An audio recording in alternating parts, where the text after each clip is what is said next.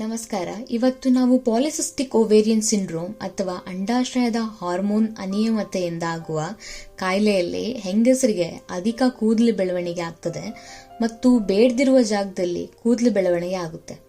ಅದರಲ್ಲಿ ಫಿನಾಸ್ಟರೈಡ್ ಎಂಬ ಔಷಧಿ ಬಗ್ಗೆ ಮಾತಾಡೋಣ. ಪಾಲಿಸಿಸ್ಟಿಕ್ ಓವೇರಿಯನ್ ಸಿಂಡ್ರೋಮ್ ಅಂದ್ರೆ ಏನು? ಇದು ಗರ್ಭವತಿ ಆಗುವ ವಯಸ್ಸಿನ ಹೆಂಗಸರಲ್ಲಿ ಅಂಡಾಶಯದೊಳಗಡೆ ಸಿಸ್ಟ್ಗಳು ಆಗ್ತದೆ. ಅದರಿಂದ ಆಂಡ್ರೋಜನ್ ಹಾರ್ಮೋನ್ಗಳು ಜಾಸ್ತಿ ಆಗುತ್ತದೆ. ಆಂಡ್ರೋಜನ್ ಅಧಿಕವಾಗಿರೋದ್ರಿಂದ ಹೆಂಗಸರಲ್ಲಿ ಬೇಡದಿರುವ ಜಾಗದಲ್ಲಿ ಕೂದಲು ಬೆಳವಣಿಗೆ ಆಗುತ್ತೆ. ಮುಖದ ಮೇಲೆ ಆಗಿರ್ಬೋದು, ಬೆನ್ಮೇಲಾಗಿರ್ಬೋದು ಮೊಡವೆಗಳು ಜಾಸ್ತಿ ಆಗ್ತಾ ಹೋಗುತ್ತೆ ಮತ್ತು ಪೀರಿಯಡ್ಸ್ ಸರಿಯಾದ ಸಮಯದಲ್ಲಿ ಆಗೋದಿಲ್ಲ. ಹೆಂಗಸರಿಗೆ ಮಕ್ಕಳಾಗದಿರುವ ಸಾಧ್ಯತೆ ಕೂಡ ಉಂಟಾಗುತ್ತೆ. ಇದೆಲ್ಲ ಆಗೋದಕ್ಕೆ ಕಾರಣ ಒಂದು ಎಂಜೈಮ್ 5-ಆಲ್ಫಾ ರಿಡಕ್ಟೇಸ್ ಅಂತ ಹೇಳಿ. ಇದು ಆಂಡ್ರೋಜನ್ನ ರಕ್ತದಲ್ಲಿ ಜಾಸ್ತಿ ಮಾಡಿಬಿಡುತ್ತೆ. ಇದರಿಂದ ಈ ಕಾಯಿಲೆ ಆಗುತ್ತೆ. ನಮ್ಮ ಕಾಮಿಕ್ಸ್ ಚಾನೆಲ್ನಲ್ಲಿ ನಿಮ್ಗೆ ಜಾಸ್ತಿ ಇನ್ಫಾರ್ಮೇಶನ್ ಇದ್ರ ಬಗ್ಗೆ ಸಿಗುತ್ತೆ. PCOS ನಲ್ಲಿ ಫಿನಾಸ್ಟ್ರೈಡ್ ಹೇಗೆ ಪರಿಣಾಮ ಬೀರುತ್ತೆ? ಫಿನಾಸ್ಟ್ರೈಡ್ 5-ಆಲ್ಫಾ ರಿಡಕ್ಟೇಸ್ ಎಂಬ ಎಂಜೈಮ್ ನ ಬ್ಲಾಕ್ ಮಾಡಿ ಆಂಡ್ರೋಜನ್ ಹಾರ್ಮೋನ್ ಪ್ರೊಡಕ್ಷನ್ ನ ಕಡಿಮೆ ಮಾಡುತ್ತೆ. ಡೈಹೈಡ್ರೋಟೆಸ್ಟಾಸ್ಟೆರಾನ್ ಅಂತ ಒಂದು ಹಾರ್ಮೋನ್ ಇದೆ. ಇದು ಬೇಡದಿದ್ದ ಜಾಗದಲ್ಲೆಲ್ಲ ಕೂದಲು ಬೆಳವಣಿಗೆ ಮಾಡುತ್ತೆ ಮತ್ತು ತಲೆ ಕೂದಲು ಉದುರೋಕ್ಕೂ ಕೂಡ ಕಾರಣ ಆಗುತ್ತೆ. ಈ ಡೈಹೈಡ್ರೋಟೆಸ್ಟಾಸ್ಟೆರಾನ್ ನ ಬ್ಲಾಕ್ ಮಾಡೋದ್ರಿಂದ ಫಿನಾಸ್ಟರೈಡ್ ಪರಿಣಾಮ ಎಲ್ಲಿ ಅಂದ್ರೆ ಬೇಡದಿದ್ದ ಕೂದಲು ಬರೋದಿಲ್ಲ ಮತ್ತು ತಲೆಯಿಂದ ಕೂದಲು ಉದುರೋದು ಕೂಡ ಕಡಿಮೆ ಆಗುತ್ತೆ. ಗರ್ಭ ನಿರೋಧದ ಮಾತ್ರೆಗಳನ್ನ ಕೊಟ್ಟು ಹೆಂಗಸರಲ್ಲಿ ಅಕಸ್ಮಾತ್ ಪರಿಣಾಮ ಕಂಡಿಲ್ಲ ಅಂದ್ರೆ ವೈದ್ಯರು ಫಿನಾಸ್ಟರೈಡ್ ನ ಕೊಡ್ತಾರೆ. 2.5 to 5 ಮಿಲಿಗ್ರಾಮ್ಸ್ ಡೈಲಿ ಪ್ರಿಸ್ಕ್ರೈಬ್ ಮಾಡಿ ಕೊಡ್ತಾರೆ ಮತ್ತು ಬೇರೆ ಚಿಕಿತ್ಸೆ ಜೊತೆಯಲ್ಲಿ ಈ ಸಂಯೋಜನೆಯಲ್ಲಿ ಉಪಯೋಗಿಸಬಹುದು. ಹೆಂಗಸರ ಫಲವಂತಿಕೆ ಅಥವಾ ಫಿಮೇಲ್ ಫರ್ಟಿಲಿಟಿನ ಜಾಸ್ತಿ ಮಾಡಲಿಕ್ಕೆ ಇದು ಸಹಾಯಕ. ಫಿನಾಸ್ಟರೈಡ್ ಔಷಧಿ ಆಡಳಿತ ಹೇಗ್ ಮಾಡೋದು? ಸಾಮಾನ್ಯವಾಗಿ ನಿಮ್ಮ ರೋಗ ಲಕ್ಷಣಗಳನ್ನು ನೋಡಿ ವೈದ್ಯರು PCOS ನಲ್ಲಿ ಫಿನಾಸ್ಟರೈಡ್ 2.5 to 5 ಮಿಲಿಗ್ರಾಮ್ಸ್ ಡೈಲಿ ಡೋಸ್ ಕೊಡ್ತಾರೆ.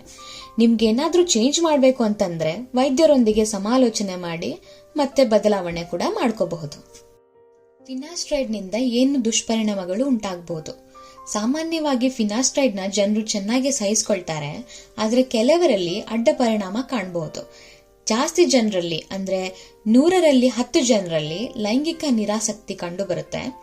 ಕೆಲವರಲ್ಲಿ ಅಂದ್ರೆ 1000ದಲ್ಲಿ 1ರಿಂದ 10 ಜನರಲ್ಲಿ ಚರ್ಮ ತುರಿಕೆ ಬರುತ್ತೆ, ಮತ್ತೆ ತಲೆನೋವು, ತಲೆ ಸುತ್ತೋದು, ಎದೆ ಮೇಲೆ ಊತ ಅಥವಾ ಮೊಲತೊಟ್ಟುಗಳಿಂದ ವಿಸರ್ಜನೆ ಆಗುತ್ತೆ.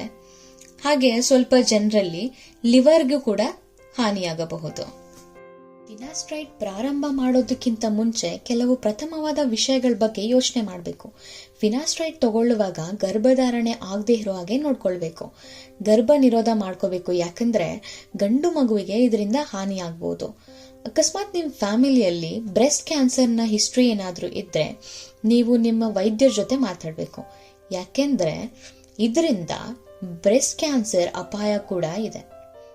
ಹಾಗೇನೆ ಲಿವರ್ ಪ್ರಾಬ್ಲಮ್ಸ್ ಇದ್ರೂ ಕೂಡ ಡಾಕ್ಟರ್ ಬಳಿ ಡಿಸ್ಕಸ್ ಮಾಡೋದು ಒಳ್ಳೇದು. ನಿಮ್ ಕುಟುಂಬದಲ್ಲಿ ಯಾವುದೇ ತರಹದ ಕಾಯಿಲೆಗಳಿದ್ರು ಅಥವಾ ನಿಮ್ಗೆ ಯಾವುದೇ ತರಹದ ಕಾಯಿಲೆ ಇದ್ರು ಅಥವಾ ಯಾವುದೇ ಔಷಧಿಗಳಿಂದ ಸೈಡ್ ಎಫೆಕ್ಟ್ಸ್ ಆಗಿದ್ರು ಕೂಡ ನೀವು ನಿಮ್ಮ ವೈದ್ಯರ ಜೊತೆ ಮಾತಾಡೋದು ಒಳ್ಳೇದು.